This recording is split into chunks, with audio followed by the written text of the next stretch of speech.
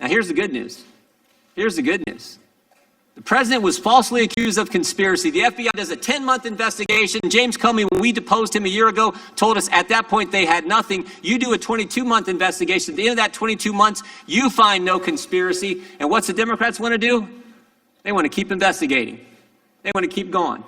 Maybe a better course of action is to figure out how the false accusation started. Maybe it's to go back and actually figure out why Joseph Mifsud was lying to the FBI. And here's the good news. Here's the good news. That's exactly what Bill Barr's doing. And thank goodness for that. That's exactly what the Attorney General and John Durham are doing. They're going to find out why we went through this three-year saga and get to the bottom of it. Time of the gentleman has expired. We weren't in on it. We know that from the spring, early spring, late winter of 2016, Obama, the Biden administration, they're all briefed on this. And then you fast forward, it's Peter Strzok, one of the lovebirds, who, by the way, the judge in the Sussmann case, his wife is the lawyer for one of the lovebirds. Wait a second. Are you saying the wife of the judge presiding, his wife, is representing either Peter Strzok or Lisa Page, the lovebirds? As I understand it, it's Lisa Page, right? And don't forget, there's also a juror. One of the jurors' kids was out, I think, on a row team or just rowing with one of Sussman's kids. So it's quite amazing the stuff that's going on here. Director, the FBI interviewed Joseph Mifsud on February 10th, 2017. In that interview, Mr. Mifsud lied. You point this out on page 193, volume 1. Mifsud denied. Mifsud also falsely stated. In addition, Mifsud omitted. 3 times he lied to the FBI, yet you didn't charge him with the crime. Excuse me, did you say I'm sorry, did you say 193? Volume 1, 193. He lied 3 times. You pointed out in the report. Why didn't you charge him with the crime? I can't get into internal deliberations with regard who would or would not be charged a lot of other people for making false statements. Let's remember this. In 2016, the FBI did something they probably haven't done before. They spied on 2 American citizens associated with a presidential campaign, George Papadopoulos and Carter Page. With Carter Page, they went to the FISA court. They used the now famous dossier as part of the reason they were able to get the warrant and spy on Carter Page for a better part of a year. Cash, do you have an issue with this, the fact that the wife of the judge is now representing Lisa Page? Is she going to be a witness? Is she, she and Peter Strzok allegedly having an affair while also trying to take down Trump with this story? Yeah, look, as a former public defender and federal prosecutor, I can see why there's a problem with this from the public. But I have to remind the audience, John Durham filed multiple notices of potential conflicts of interest throughout the Sussmann and Danchenko case based on other reasons. He is a federal prosecutor. If he felt there was an actual conflict of interest, he would have filed that notice in front of this court. And the one thing that I learned between being a public defender and prosecutor is that there's 2 ways to tick off a judge: reversing them on appeal and filing a motion to have them recused for basically saying you're too conflicted. What a judge prides himself in is the ability to be impartial. So I can see why this is a public issue, and it's an issue for me. But the fact that John Durham chose not to do so tells me that he is proceeding methodically on his prosecution, and Lisa Page can be a separate, unrelated target, and she's not listed as a witness in this case. Neither is Peter Strzok, which is also telling to me, which means cooperating, and therefore there's unlikely to be a conflict that the judge cannot set aside. With Mr. Papadopoulos, they didn't go to the court. They used human sources. All kinds of, from about the moment Papadopoulos joins the Trump campaign, you got all these people all around the world starting to swirl around him. Names like Halper, Downer, Mifsud, Thompson, meeting in Rome, London, all kinds of places. The FBI even sent a lady posing as somebody else, went by the name Azra Turk, even dispatched her to London to spy on Mr. Papadopoulos. In one of these meetings, Mr. Papadopoulos is talking to a foreign diplomat, and he tells the diplomat, Russians have dirt on Clinton. That diplomat then contacts the FBI, and the FBI opens an investigation based on that fact. You point this out on page 1 of the report. July 31st, 2016, they open the investigation based on that piece of information. Diplomat tells Papadopoulos, Papadopoulos tells the diplomat, Russians have dirt on Clinton. Diplomat tells the FBI. What I'm wondering is, who told Papadopoulos? And we have those text messages back and forth where Lisa Page says to Peter Strzok, Trump is not going to win, right? And Peter Strzok comes back and says, no, no, no, no, no, we'll stop it. We have the insurance policy. That's absolutely right. And I remind the audience that's in August of 2016 when they were digesting the Steele dossier, when they were running with the Alpha Bank server nonsense, and when they were getting ready to go to the FISA court. This trio who led this, the biggest criminal conspiracy in U.S. history, I believe, is in the crosshairs of John Durham, and that's what's coming next after the Danchenko indictment. He has their own words putting them on blast, and the FBI's corruption, along with the testimony from this agent and James Baker and Robbie Mook, shows that not only was the Steele dossier line of effort totally fraudulent, but so is the Alpha Bank server effort. And Hillary Clinton knew about it, and she authorized it and spent tens of millions of dollars pushing it to the FBI, the DOJ, and the media, and corrupting the world and putting on the biggest disinformation campaign in U.S. history. How'd he find out? I can't get into the evidentiary. Yes, you can, because you wrote about it. You gave us the answer. Page 192 of the report, you tell us who told him. Joseph Mifsud.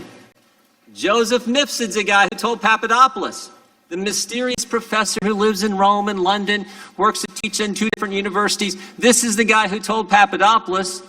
He's the guy who starts it all. And when the FBI interviews him, he lies 3 times. And yet you don't charge him with a crime. You charge Rick Gates for false statements. You charge Paul Manafort for false statements. You charge Michael Cohen with false statements. You charge Michael Flynn, a 3-star general, with false statements. But the guy who puts the country through this whole saga, starts it all for 3 years we've lived this now, he lies, and you guys don't charge him. And I'm curious as to why. Well, I can't get into it, and it's obvious, I think, that we can't get into charging decisions. I understand. Okay, so they may be cooperating. I just want to make sure that we're clear in terms of Scott Hellman. This is the FBI cyber analyst, and what he said. He said right after reviewing the data that was brought to him from James Baker, there was not enough data there to make the conclusion that there was any communication or the secret communication between the Trump organization and Russia. This was in September of 2016. So the FBI knew in September of 2016, and yet how many FISA warrants did they get to spy on the Trump campaign? I've spoken with Carter Page a number of times. He was spied on for a year by the FBI. No charges were ever brought down. What is the culpability for that? Yeah, 4 FISA warrants starting at the end of September 2016. And I couple the issue is sort of metastasized by the Clinton campaign. And Robbie Mook testified to this in court, the former Clinton campaign manager, that Hillary Clinton herself knew it, authorized it, and they leaked that false information to the media to try to gin up attention against Donald Trump. So they were working in the media and they were working in the FBI pursuant to Hellman's testimony. And those 2 forces combined with the Steele dossier to launch a unlawful FISA warrant. And that's some of the most damning testimony from this week. And it's got to go, as I've said before, all roads lead to Andy McCabe, the deputy director, and the Lovebirds in their office concocting an insurance plan in August of 2015. And I think John Durham knows what that insurance plan is. I know we figured it out during Russiagate, and we've tried to educate the American public on it, but it remains classified partly. When the FBI interviewed him in February, FBI interviews him in February. When the special counsel's office interviewed Mifsud, did he lie to you guys too? Can't get into that. Did you interview Mifsud? Can't get into that. Is Mifsud Western intelligence or Russian intelligence? Can't get into that. A lot of things you can't get into. What's interesting, you can charge 13 Russians no one's ever heard of, no one's ever seen, no one's ever going to hear of them, no one's ever going to see them. You can charge them. You can charge all kinds of people who are around the president with false statements. But the guy who launches the guy who puts this whole story in motion, you can't charge him. I think that's amazing. I'm not certain I agree with your characterizations. Well, I'm reading from your report. Mifsud told Papadopoulos. Papadopoulos tells the diplomat tells the FBI opens the investigation July 31st, 2016, and here we are 3 years later, July of 2019, the country's been put through this, and the central figure who launches it all lies to us, and you guys don't hunt him down and interview him again. You don't charge him with a crime. Well, witness testimony continues this upcoming week in the trial of Clinton campaign lawyer Michael Sussmann, who is being charged with lying to the FBI.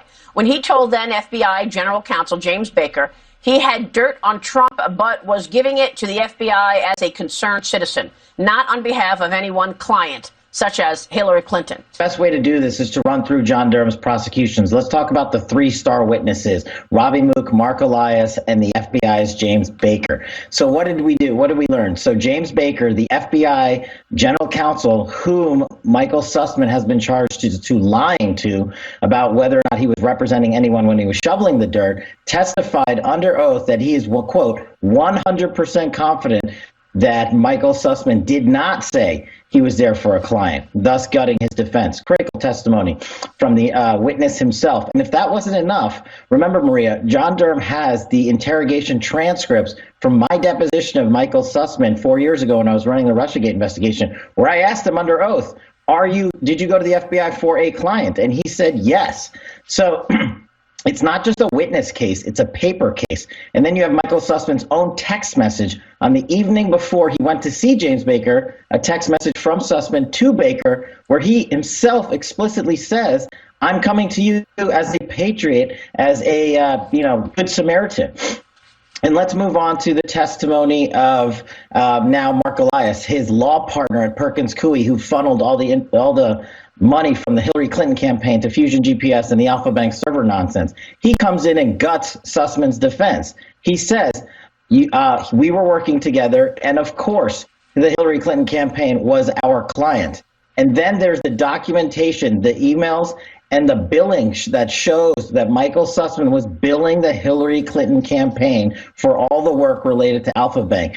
And if that wasn't enough, you have the FBI's tech expert come in, I think his name was Hellman, come in and say, the FBI knew one day after we received this information about Alpha Bank and the purported connection to Trump Tower that it was complete garbage. That is some pretty powerful testimony and documents from John Durham. Well, I want to talk about the Scott Hellman, the FBI cyber analyst, statement at the trial, because what Scott Hellman, and he is the FBI cyber analyst, testified was just as you just said. He knew right away that the data did not suggest any covert communications between Trump and Russia. He added that he wondered if the person who put together the data was suffering from a mental disability. So talk about the FBI for a moment, because we know that there are two parts to this. On the one hand, it's the Alpha Bank nonsense, that there was the communication between Trump and the Kremlin between this via this Alpha Bank server. But on the other hand, it's also the Igor Danchenko and the Steele dossier. So we know that in January 2017, the FBI interviewed Danchenko. He told them the Steele dossier was garbage. We made it up. We were having beers, joking around with friends. The Alpha Bank, he knew in September 2016. So you got the Danchenko meeting with the FBI in January 17, just as Trump was taking office. And right before the election, September 2016, the FBI says this can't be true. So talk about the FBI's culpability here, because we've been focused on the Clinton campaign, but the FBI wasn't fooled into doing an investigation of Trump, was it? No, and that's why we've called them corrupt cops. Look, me as a former federal prosecutor, a guy who worked on FISAs, let's remind our audience of the timeline.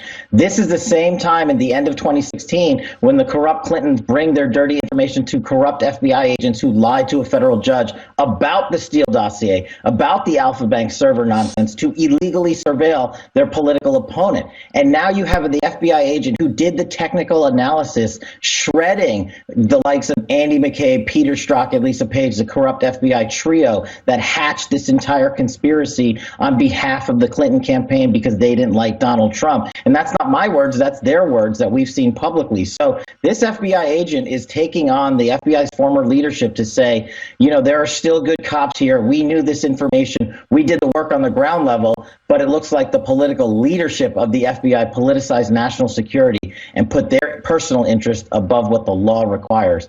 And that's why the FBI's confidence has been shattered in the public. Yeah, but I want to know what this means in terms of testimony and where this is going. Will John Durham call witnesses from the FBI? Do you think this is a significant development in the tenure of the Biden presidency?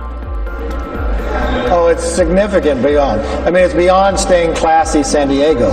Think of what Elon Musk is. These are some of our greatest innovators of our time.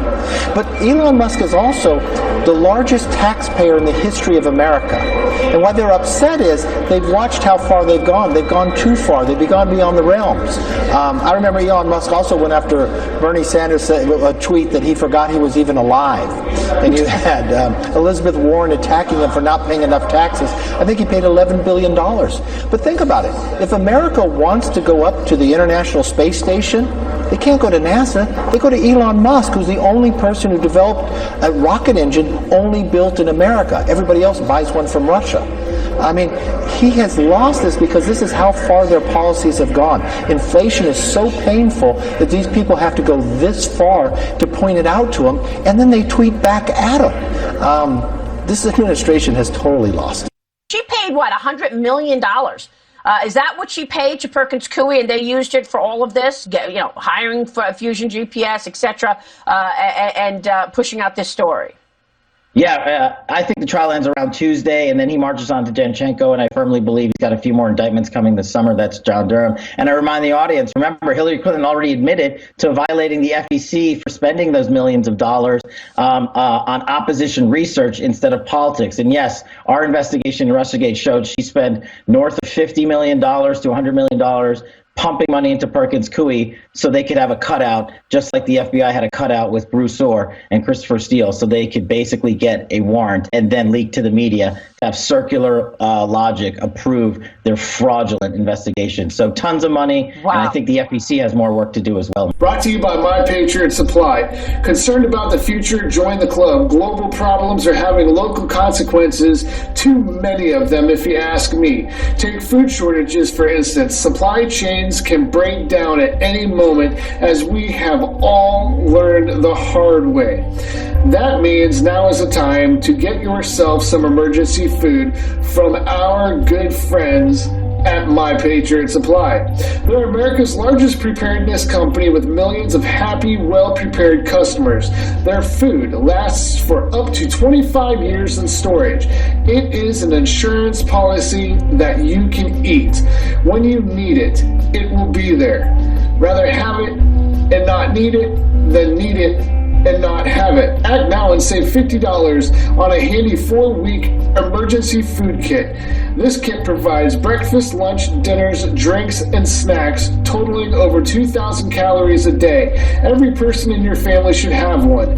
Go to preparewithwhatifnews.com and save $50 on each 4-week food kit you purchase. That's preparewithwhatifnews.com. Those who know what's coming are using today to prepare, and you should too. Go to preparewithwhatifnews.com.